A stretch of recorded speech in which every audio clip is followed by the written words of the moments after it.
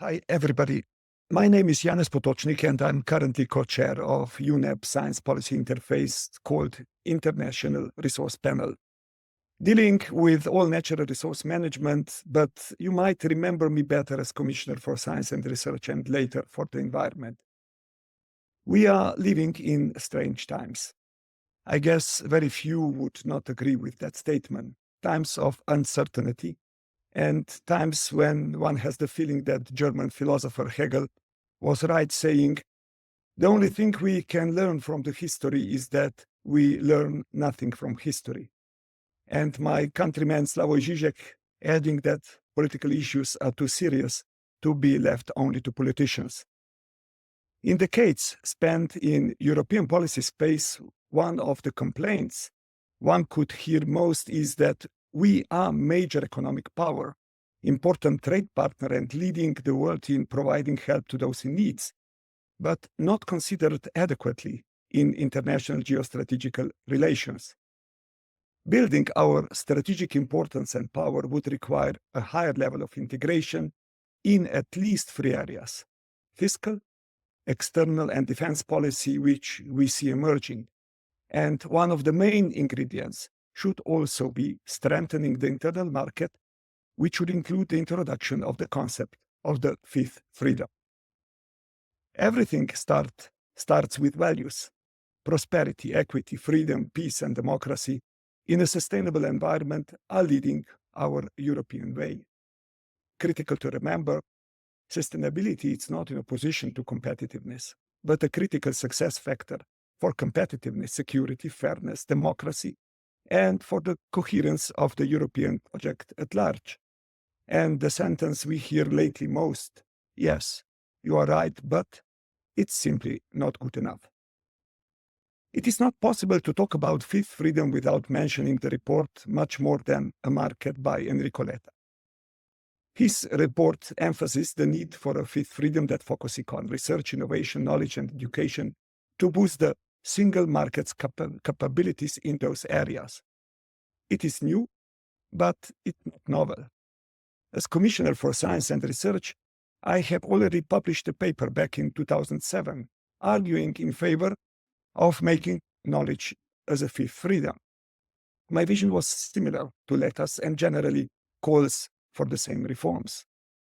At the time that paper, the idea of creating the European research area, a single market for research and innovation, first suggested back in the year 2000, was struggling to get off the ground. The European research area is now explicitly an EU treaty objective, and the European Union has also created European education area, a higher education equivalent to ERA. The report argues that the single market, which is based on the free movement of goods, services, people, and capital, is outdated and not fit for the 21st century.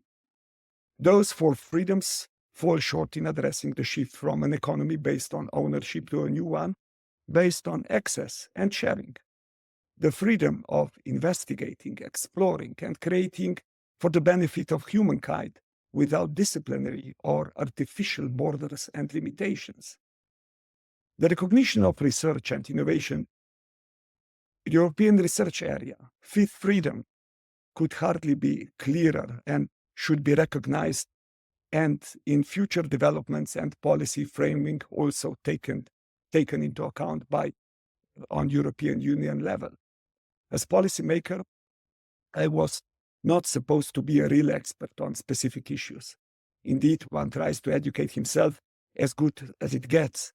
But decisions are many times based also on intuition.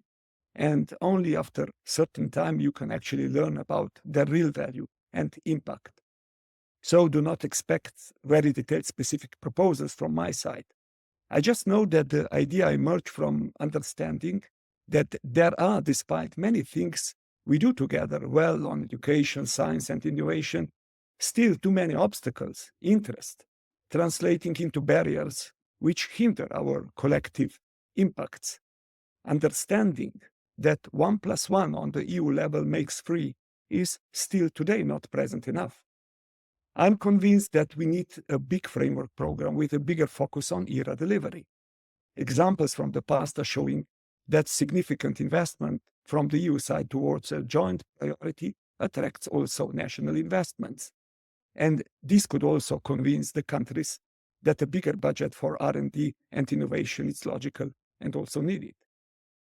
I do believe that among existing pillars covering excellent science, global challenges, and European industrial competitiveness and innovative Europe, the horizontal pillar of widening and deepening European research area and education area, introducing the fifth freedom, would be a powerful driver for strengthening Europe.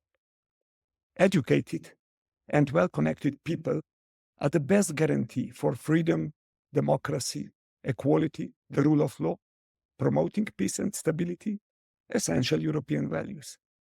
In these strange times, important more than ever.